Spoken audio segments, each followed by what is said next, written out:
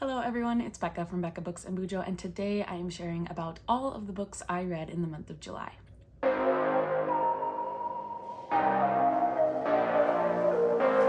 Before we jump into more in-depth reviews of each of the books I read, I just wanted to give you some stats. So I read 11 books in the month of July, which totaled 3,272 pages. That's pretty average for me right now in this time of my life. I read 3 contemporaries, 5 historical fiction, 1 mystery, 1 memoir, and 1 romance. The audience that these books were geared toward, 9 of them were geared toward adults and 2 of them were for young adults. And then the format I read them was 4 physical reads, 1 ebook, 2 strictly audiobook, and then 4 were a combination of audio and physical. And then my average rating was a 4. Exactly a 4. And so we are going to go ahead and talk about these books in the rating from lowest to highest, so that we'll end with one of my favorite books of the month and maybe even all-time favorite books. So let's start with my 2-star for the month, which was Rebecca of Sunnybrook Farm by Kate Douglas Wiggin. This was a book I read for my Reading Rebecca books, or my birthday vlog. I will link that up above so that you could watch that if you would like, but I read all books with my name in the title, which was I thought was kind of a fun way to celebrate my birthday. But this one is a book that was written in 1995, and so it definitely needed to be read back then, I think, especially for a middle grader. It wasn't a super exciting plot. It was about our main character, Rebecca, who was sent away to live with her 2 aunts because her mom couldn't care for her 7 children all alone. She was recently widowed. And so Rebecca goes to live with her aunts and tries to get an education so that she can support her family in the future. There was a really weird element with this man. It was not this man, but a different man that she sells soap to toward the middle of the book, that they have a really weird relationship, and I feel like he creepily loved her, and he was twice her age, even more than that, and his love started for her when she was like 13 years old. So that was really weird. I didn't like that, and it was just too slow, and definitely for a middle grader in the mid-90s. So it was enjoyable to read in one day. I read it in one day for my reading vlog, and it was fine and easy to read because every single page has pictures.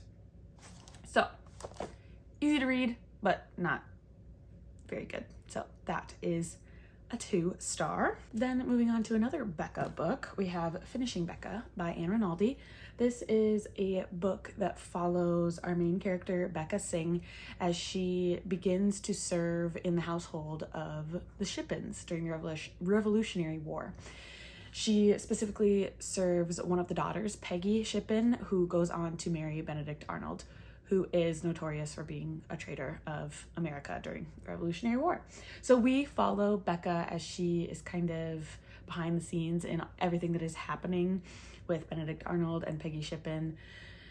And it almost felt like Downton Abbey in that we were one with the servants and kind of got to be in on the secrets of the elite in America in this case. So this was really fun, easy to read, and I gave it 3 stars. The next book we have is a 3.5 star, and that is Everything I Never Told You by Celeste Ng. This was one of the very first books I finished in July, so I have to try to remember. Yeah, okay, so the first line of the book is Lydia is dead, but they don't know this yet. So this follows Lydia's family as they learn of her death and grieve her death, and also go back in time and see what led to her death. We also look back into Lydia's parents' relationship, the formation of that, the birth of that, and how some racial differences play into their lives. It covers some very deep issues, and it made me really appreciate the family that I grew up in and how lucky I truly had it with loving, caring parents and siblings that, even though at the time seemed like we didn't get along, were better than what Lydia had in this case. However, this one just wasn't as page-turner-y that I look for in most of my books, and so that's why it's only a 3.5. Next, we're moving on to the 4 stars, and the first one in this category is Crying in H Mart by Michelle Zauner. This is a lovely memoir written by a Korean American woman about the loss of her mother. It is a really beautiful tribute to Michelle's mother and a great reminder as to how little things can connect us to the ones we love, and in this case it is Korean cuisine for Michelle and her mother. It definitely made me cry at parts and made me appreciate my mama. Thanks, Mom, for everything you did for me growing up and that you still do for me now. One quote, I don't have the exact quote because I ran out of time on my library loan and couldn't write it down in my reading journal like I normally do, but it was something along the lines of, even as she was dying, she was still nurturing me, Michelle talking about her mother, and that is just such a true testament to motherhood, how selfless mothers' love is for their children. I'm seeing that now as a mother of two, and definitely seeing it in how my mom raised me and my 3 siblings. Another 4-star was Rebecca by Daphne du Maurier. I'm not going to go into too much detail with this one because this was another book that I read for my Rebecca vlog, but this one we follow an unnamed narrator as she begins a new life with a man at this beautiful home called Manderley out in the country, actually by the seaside. There's country one side, seaside on the other. Anyway, this man, Maxim de Winter, has a first wife who is haunting her in ways. She is just so present in this home in Manderley.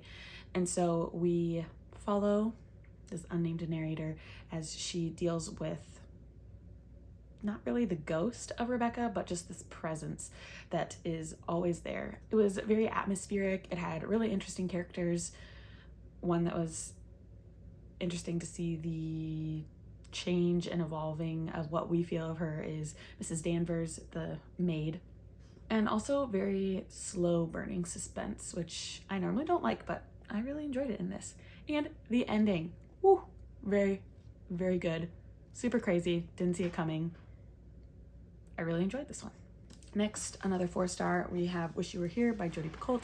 This is a contemporary fiction that surrounds the coronavirus pandemic. Our main character, what's her name?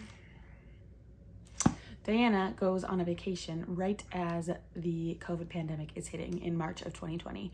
She was originally supposed to go on this vacation to the Galapagos Islands with her boyfriend, but he decides to stay back in New York City as he is a doctor and needs to stay and fight the pandemic at the front lines. She gets stuck in the Galapagos Islands because everything shuts down, and she is stuck there for many months.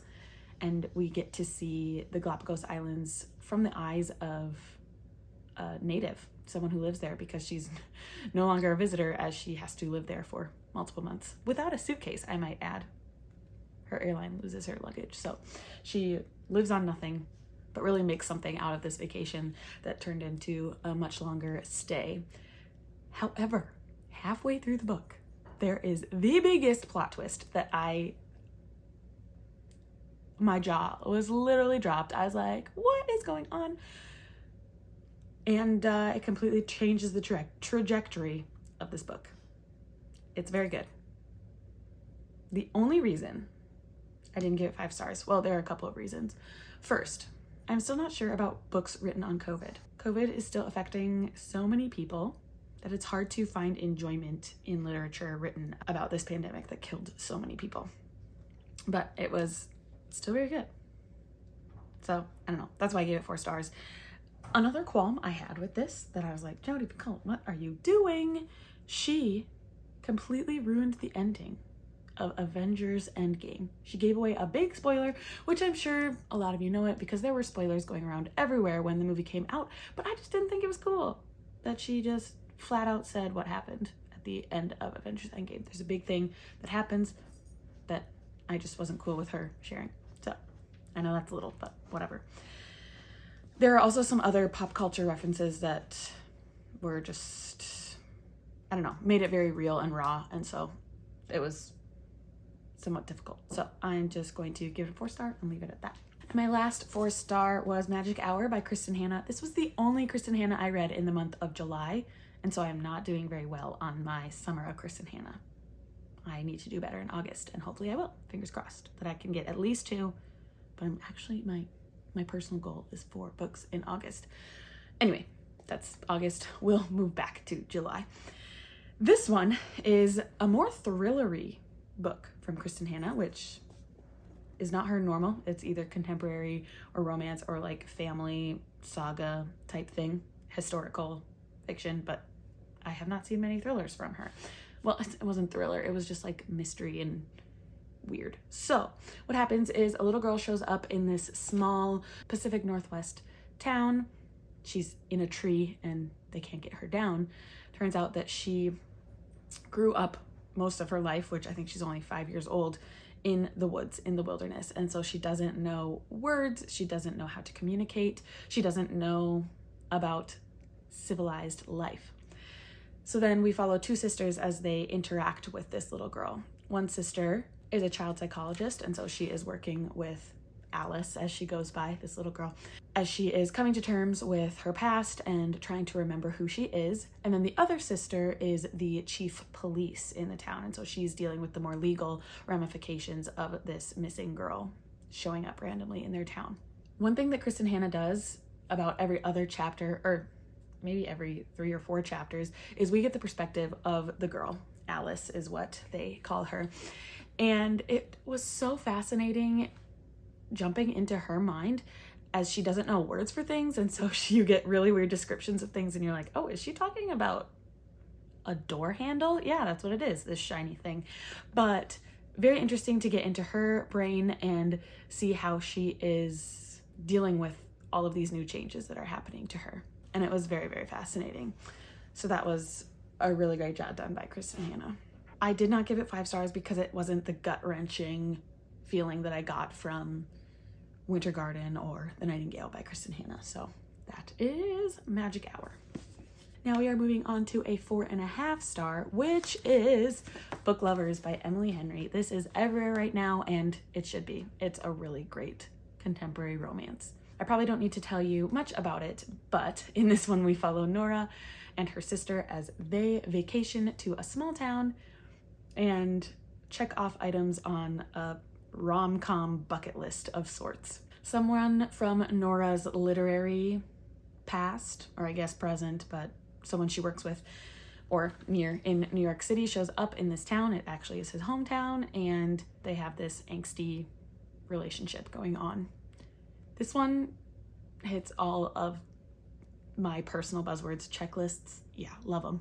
Books, love them. Romance, love it. So it was just super great. The only reason it wasn't 5 stars was because I didn't want to compulsively pick it up like I would with a 5-star read. I took a break reading this one halfway through because I needed to get other things read. And so it really, if I wanted to pick it up and couldn't read anything else, then it would have been a 5-star for me. Does that make sense? Maybe. Anyway, book lovers, go read it. It was awesome. A rom-com lover's dream of a book. Blurbed by Taylor Jenkins Reid, right on the cover, and that's true. I love rom-coms. It was a dream of a book. Now, I had 3 5-star reads this month, which is really, really good. I feel like I haven't had many 5-star reads this year, and so I'm really happy that I read so many good books this month.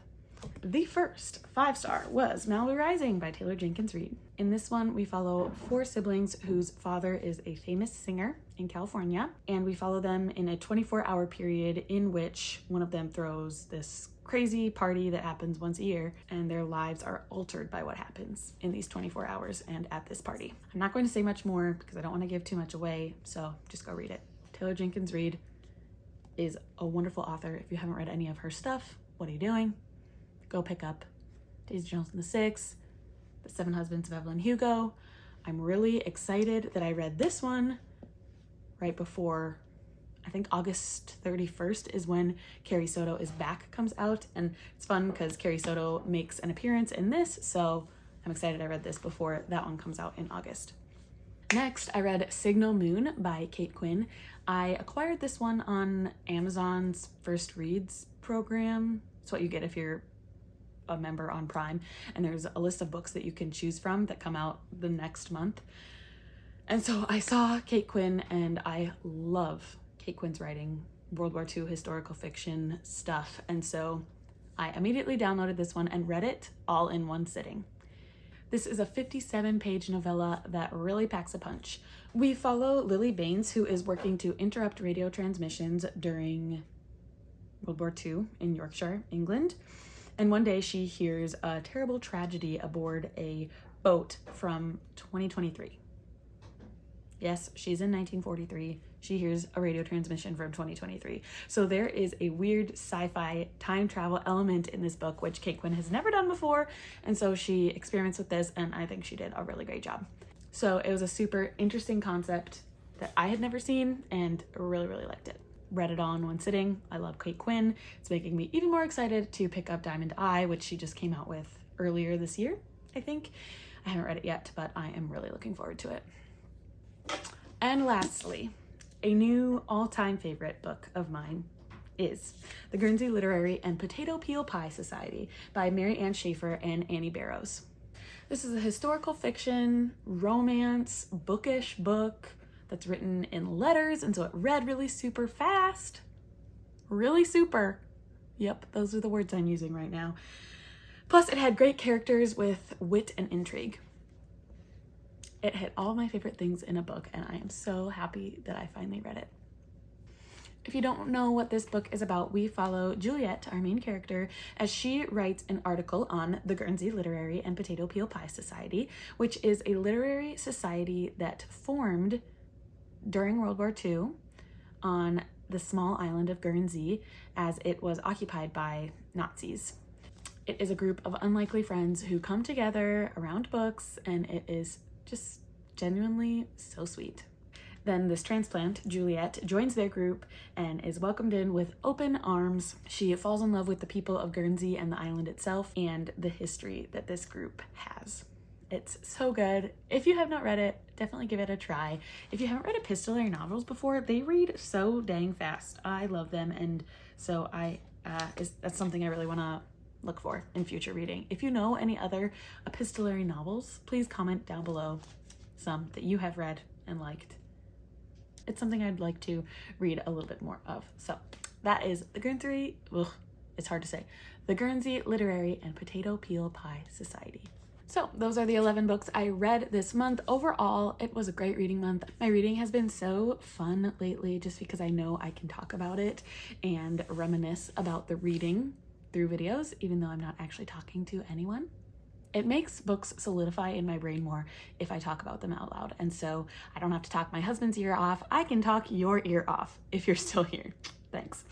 Anyway, comment down below if you have read any of these books and your thoughts on them. Did you agree with me? Did you not? It'd be great to have some bookish discussion down below. If you enjoyed this video, please give it a thumbs up. Consider subscribing to my channel if you would like to see more content put out by me, and I will see you in the next one. Bye!